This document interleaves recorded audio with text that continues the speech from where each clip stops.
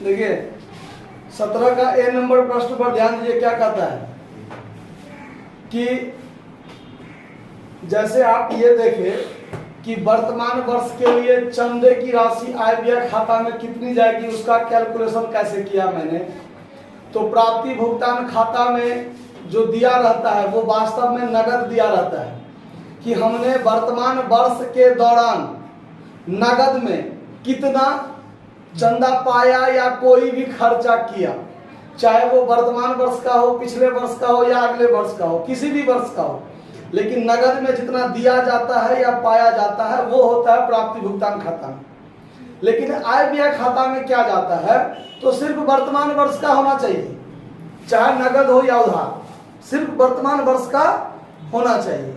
तो अगर अगले या पिछले वर्ष से रिलेटेड है तो उसको क्या कर लेते हैं हम लोग, घटा लेते हैं, यही काम करते हैं ना। तो 17 का ए नंबर प्रश्न कहता है कि वेतन से रिलेटेड जो वास्तविक व्यय होगा, जो आय व्यय खाता में जाएगा, वो कितना जाएगा उसका कैलकुलेशन कीजिए। देखिए कहता है कि चालू वर्ष में वेतन दिया 1,20,000, हमने वर्तमान वर्ष में 1,20,000 वेतन दिया है। वर्ष के अंत में अदत्त वेतन है 12,000, वर्ष के अंत में अदत्त वेतन है 12,000, ठीक है। और फिर आगे कहता है कि गत वर्ष में वेतन अग्रिम दिया गया जो चालू वर्ष से संबंधित है। देखिए पिछले वर्ष में एडवांस मिला था, पिछले वर्ष में जो एडवांस मिला था वो वर्तमान वर्ष से संबंधित है। तो जब हम पिछले साल का काम किए होंगे तो पिछले साल में घटाए होंगे, तो वो वर्तमान वर्ष से रिलेटेड है, तो वर्तमान वर्ष में क्या करेंगे, जोड़ेंगे, इसीलिए इसको जोड़ना पड़ेगा। और देखिए 5,000 रुपया जो है वो आने वाले वर्ष के लिए पूर्वदत्त वेतन है, मतलब हमने जो आने वाला वर्ष है, हमारे अगला वर्ष, उससे रिलेटेड 5,000 वेतन मैंने दे दिया है। वो तो वर्तमान वर्ष से नहीं है, अगला वर्ष रिलेटेड है, तो उसको भी क्या कर लेंगे हम लोग, घटा लेंगे। तो हम यहाँ पर कैलकुलेशन करेंगे, calculation of salary for current year, for current year. Current year मेरा कौन सा वर्ष है, वो वर्ष का चर्चा नहीं है, कोई बात नहीं।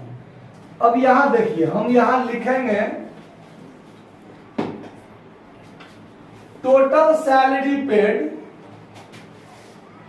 Total salary paid during the current year, during the, यानी करेंट ईयर के दौरान हमने टोटल सैलरी कितना पे किया है, 1,20,000 मैंने पे किया है, ठीक। उसके बाद आगे है कि वर्ष के अंत में अदत्त वेतन 12,000 है, मेरा वर्तमान वर्ष का बकाया चंदा 12,000 है, तो है तो वर्तमान वर्ष का, उसको क्या कर लेंगे हम लोग, जोड़ लेंगे, ऐड कर लेंगे।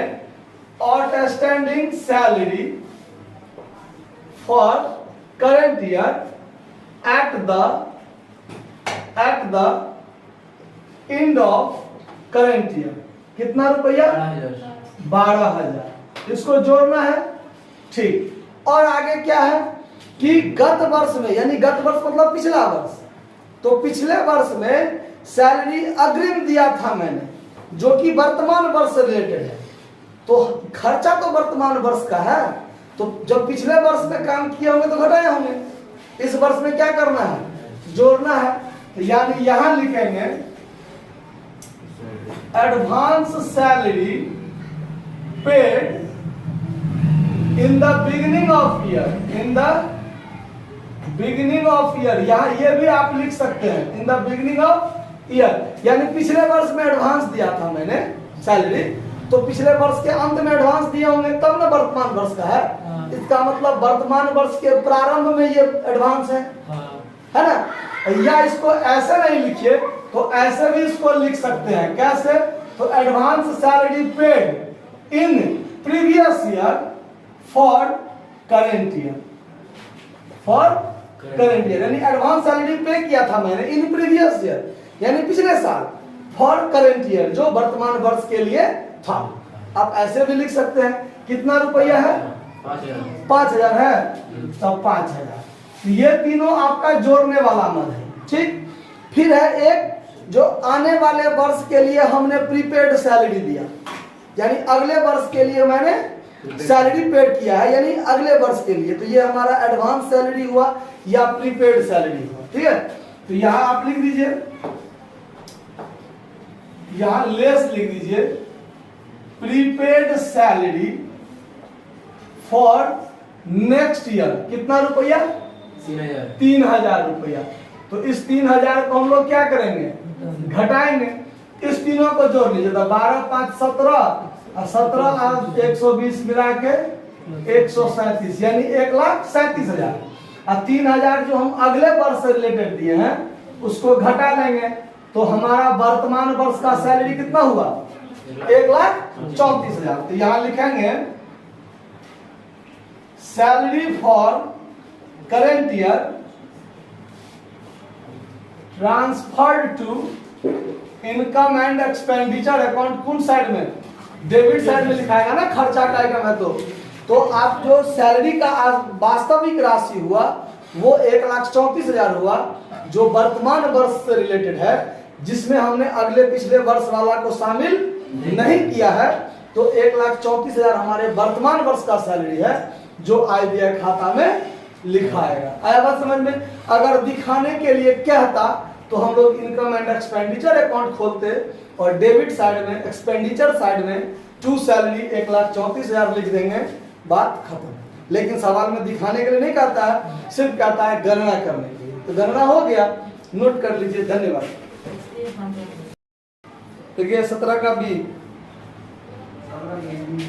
का बी नंबर प्रश्न इसमें है कि निम्नलिखित सूचनाओं से 31 मार्च 2019 को समाप्त होने वाले वर्ष में आय व्यय खाता में डेबिट की जाने वाली, यानी डेबिट पक्ष में जब दिखाई जाने वाली विविध व्यय की राशि बताइए। वो सैलरी था, वो भी खर्चा था, और ये विविध व्यय। उसमें क्या है देखिए, 31 मार्च 2019 को समाप्त होने वाले वर्ष के दौरान विविध व्यय हमने 28,500 का भुगतान किया है। यानी पूरे वर्ष के दौरान हमने विविध व्यय कितना भुगतान किया है? यानी हमारा वर्ष है 2018-19। हमारा वर्ष क्या है? 2018-19। 18-19 वर्ष के दौरान हमने total sundry expense paid during the year 2018-19 वर्ष के दौरान हमने 28,500 टोटल पेमेंट किया है। अब अतिरिक्त सूचना में 4 बातें हैं, ध्यान दीजिए। पहला बात क्या है? प्रीपेड सन्ड्री एक्सपेंस 31/3/2018 को, 31/3/2018 पिछले साल का अंतिम दिन है। 2018-19 का मतलब क्या होता है? 2018-19 का मतलब होता है कि 1 अप्रैल 1/4/2018 और 31/3/2019 ये होता है। ठीक है, इस पूरे वर्ष के दौरान इससे ठीक एक दिन पहले 31/3/2018 होता है। होता है कि नहीं होता है? 1/4/2018 से एक दिन पहले 31/3/2018 होता है। अगर इस तारीख को हमने प्रीपेड एक्सपेंस किया है, इसका मतलब पिछले साल का है ये। और अगर 1/4/2018 को प्रीपेड है तो इसका मतलब क्या हुआ? दोनों सेम डेट हुआ ना, दोनों क्या हुआ? Same date. तो वर्तमान वर्ष के प्रारंभ में कहिए चाहे पिछले वर्ष के अंतिम दिन कहिए, दोनों क्या होता है? सेम होता है। तो अगर 31/3/2018 को अगर दिया है तो ये वर्तमान वर्ष के प्रारंभ में हुआ, यानी पिछले साल के अंतिम दिन। तो वो खर्चा पिछले साल का हुआ ना। किस साल का खर्चा हुआ? 1 मिनट।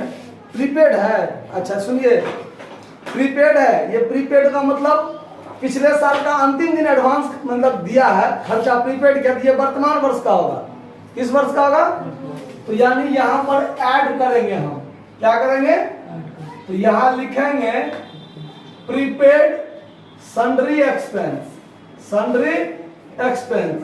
एक क्या तारीख है? 31/3/18 ना, 31/3/2018 पिछले साल के अंतिम दिन प्रीपेड है। तो ये वर्तमान वर्ष का खर्चा हुआ।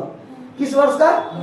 तो इसको हम लोग क्या करेंगे? 4,500 जोड़ेंगे, 4500 जोड़ेंगे। उसके बाद फिर है अदत्त विविध व्यय, बकाया। बकाया क्या तारीख को? 31/3/18 को, यानी पिछले साल के अंतिम दिन है बकाया, तो इसका मतलब वो बकाया पिछले साल का होगा। तो उसको क्या करेंगे? लेस करेंगे। लेस करेंगे तो outstanding sundry expense, outstanding sundry expense 31/3/2018 को, यानी पिछले साल के अंतिम दिन। तो ये कितना है? 5300। ये क्या कर देंगे? घटा लेंगे। उसके बाद आउटस्टैंडिंग सन्ड्री एक्सपेंस है ना, 31/3/2019 को, यानी वर्तमान वर्ष के अंतिम दिन यदि बकाया है तो ये बकाया किस वर्ष का होगा? वर्तमान वर्ष का। अरे 31/3/2019, 18-19 जो वर्ष है उसका अंतिम दिन क्या होगा? 31/3/2019 ना। और उस दिन यदि बकाया है तो ये बकाया किस वर्ष का होगा? वर्तमान वर्ष का ना। तो उसको क्या करेंगे? जोड़ेंगे। आउटस्टैंडिंग सन्ड्री एक्सपेंस क्या तारीख को? 31/3/2019 को। तो ये जोड़ेंगे कितना? 5500, 5500। और फिर है प्रीपेड सन्ड्री एक्सपेंस 31/3/2019 को, यानी वर्तमान वर्ष के अंतिम दिन जो प्रीपेड है, तो ये प्रीपेड किस वर्ष का होगा? अगले वर्ष का। हम इसी साल दे दिए है ना, खर्चा इसी साल किए, लेकिन वो खर्चा इस साल का वो अगले वर्ष का है, तो उसको घटा देंगे।